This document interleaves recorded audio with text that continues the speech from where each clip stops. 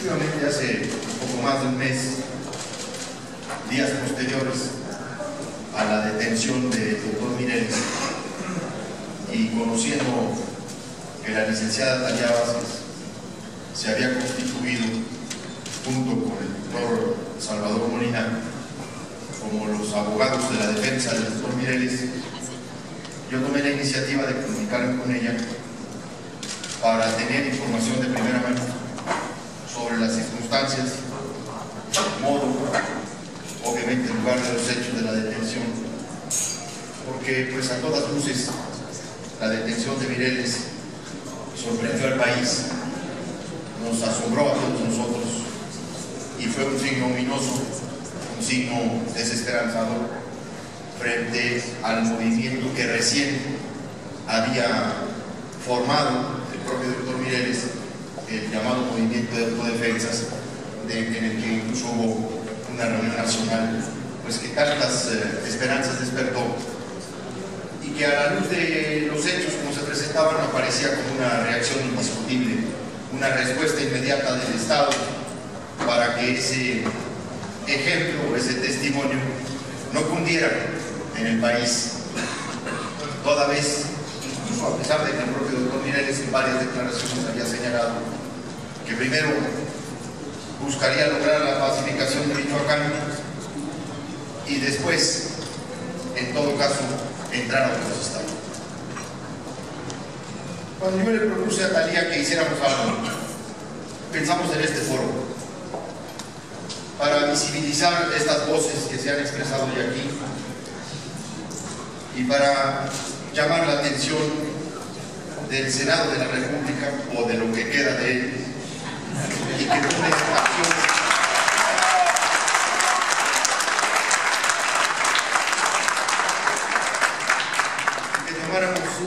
acciones tanto de índole político, social, obviamente también desde el punto de vista legislativo, en donde, como aquí bien se ha dicho por parte de mi tocayo Cecilia, Javier Cecilia, la ley de amnistía puede ser uno de los caminos de solución para la liberación no solo del doctor Mireles, sino efectivamente de los más de 380 autodefensas presos en nuestro país.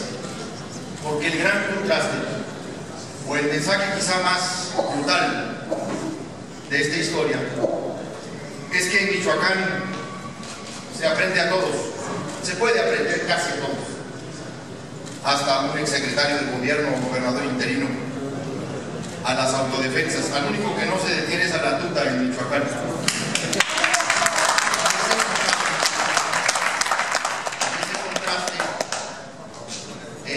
Mensaje profundamente desalentado. Yo estoy preocupado por el momento actual que vive México, el país. Hay signos inequívocos de que se reinstala la regresión autoritaria. Ese temor que teníamos con el regreso del PRI aparece con todas sus cualidades, calidades, significaciones en el momento actual. La incipiente división de poderes está siendo liquidada en poco tiempo. Como nunca en los últimos años, la intromisión del Ejecutivo Federal en la vía del Congreso, no solo para presentar iniciativas, apurar su dictamen, poner a trabajar al Congreso bajo el cronómetro del presidente de la República, sino para hacer los dictámenes, reformas que no se procesan en su contenido en el Congreso, sino fuera de él.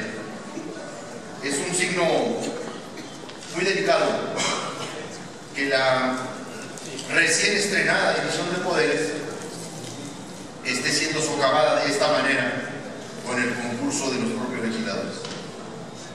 Hay un creciente control de los medios de comunicación en el país, no solamente por la vía de los contratos de publicidad, sino por la colusión de intereses que las principales empresas de comunicación de este país tienen con otros negocios, porque usan a sus medios para impulsar otros negocios.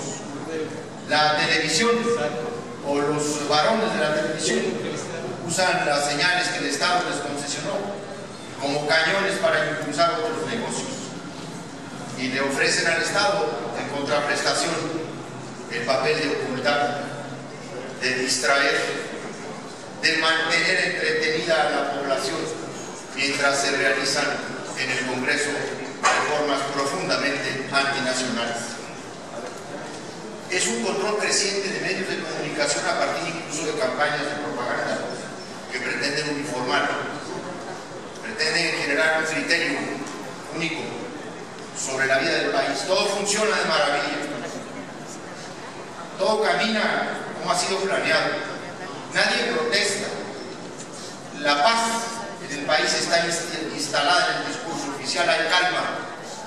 Varios locutores el lunes con tono socarrón, obviamente personeros del gobierno, se burlaban de que la promulgación de las reformas energéticas, de la reforma energética en el Palacio Nacional, no se asomara la mínima protesta. ¿Dónde están los inconformes? Se llamaban los voceros del régimen. Una campaña de provocación también desde la política de comunicación social. Están sometidos los órganos reguladores del Estado, incluso los nuevos. Vean el titubeo del IFAI para imponer una acción de inconstitucionalidad, una controversia en su caso, con relación a la violación de los datos de las personas a través de la ley de telecomunicaciones. Vean el silencio del nuevo IFETEL, incapaz de ir a recuperar, por lo menos por la vía de una controversia constitucional, las facultades que le arrebató, que le invadió de una manera vergonzosa la contrarreforma de Peña Nieto en materia de telecomunicaciones. Vean el silencio, la omisión de la Comisión Nacional de los Derechos Humanos para interponer acciones de inconstitucionalidad frente a estas reformas. Vean la invasión de la soberanía de los estados, el caso de Michoacán, un caso patético. Un decreto promulgado por Peña Nieto para instalar en Michoacán una autoridad única que atropella facultades de los poderes ejecutivo, legislativo, judicial en Michoacán.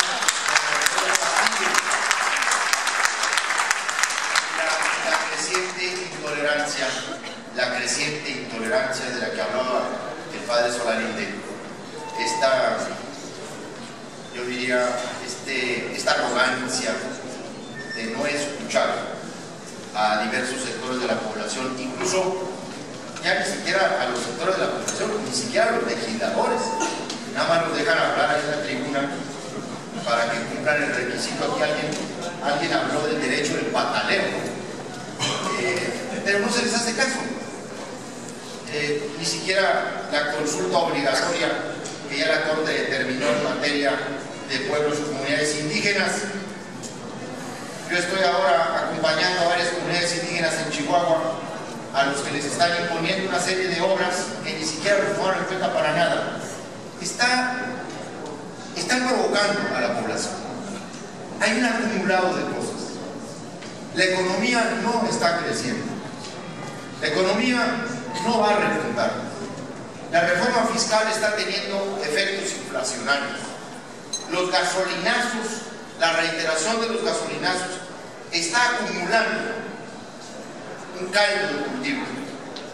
El tema de la persecución a grupos específicos de la sociedad por distintas protestas de carácter social está aumentando una tensión social, están jugando con fuego, y a esto le suman la persecución a las autodefensas de Michoacán, que en varias etapas del proceso, no de cuando tuvieron presencia informal en el 2011, sino cuando se formalizaron en el 2013, ellos mismos impulsaron, reconocieron, acompañaron.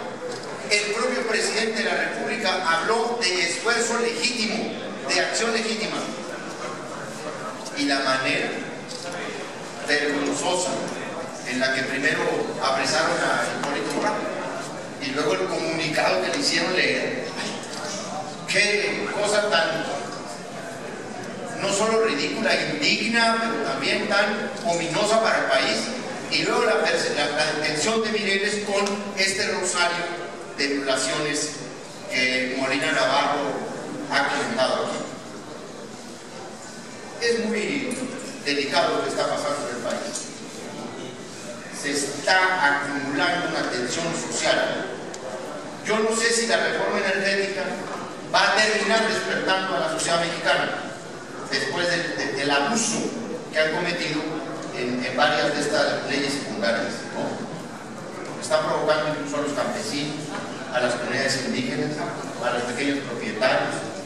Yo no sé si el poder de Televisa va a dar para un adormecimiento de mucho tiempo. Yo creo que ese efecto no lo va a tener totalmente la televisión. Precisamente porque el momento está caldeándose, es que yo le propuse a Talía que el Senado tenía que hacer algo. Y en el camino pues fuimos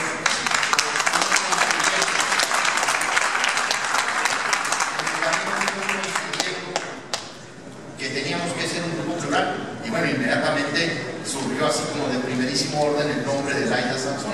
Además, es aquí la que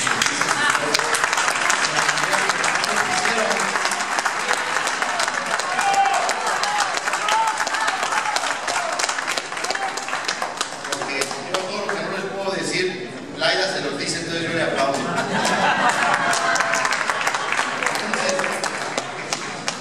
¿Cuál es el camino? El camino es pedir justicia y pedir la liberación para los 380 autodefensas en donde está Mireles. Si la exigencia debe ser elevada desde la tribuna del Senado, lo vamos a hacer varios de los que estamos aquí. Si tiene que ser a través de una ley de amnistía, que por supuesto tiene muchas diferencias con el indulto. Primero, por su carácter general. Segundo, porque la emite el Congreso. Segundo, porque no necesariamente la amnistía reconoce la culpa. No reconoce la existencia de culpa en un conjunto de delitos, como si, por ejemplo, el indulto que nos ofrece el presidente de la República lo que hace es fundamentalmente terminar la pena y generar una especie de perdón, ¿no? Por eso Pakistán no quería someterse al indulto, Alberto Pakistán, y por eso hicimos una derivación al indulto en el Código Penal, una reforma de la que Pakistán después se hizo sujeto. La ley de amnistía puede ser una salida. Por supuesto que la podemos formular desde un grupo de senadores o, y esto sería muy interesante, provocar una iniciativa ciudadana de la que ya tenemos ley reglamentaria para generar una ley de amnistía e involucrar a la sociedad en el conocimiento de estos presos políticos de la regresión autoritaria en este México. Es importante que la gente sepa y sienta y sea partícipe de un esfuerzo como este, o incluso podríamos hacerlo desde dos vías, a partir de una iniciativa de legisladores. Todos queremos a Mireles fuera lo más pronto posible, pero también podemos hacerlo a partir de una iniciativa ciudadana. Vamos a recolectar firmas, presentémosla al Congreso e involucremos a la sociedad mexicana. Muchas gracias.